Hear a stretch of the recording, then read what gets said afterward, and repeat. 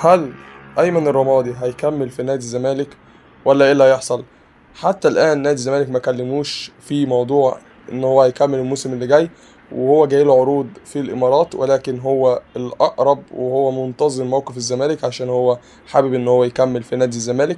وهو مدرب، اللعيبة حبته، المدرب محترم جدا يعني بصراحة، في عز إن الظروف أسوأ ما يمكن، ولكن بيحاول يطور من الخامة اللي معاه.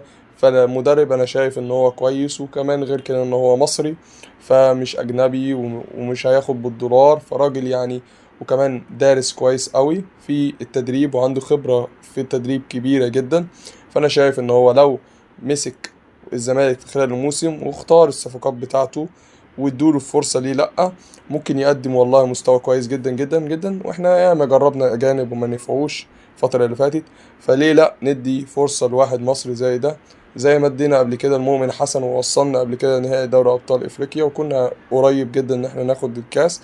وده اللي ممكن ده اللي يحصل والأقرب إن شاء الله.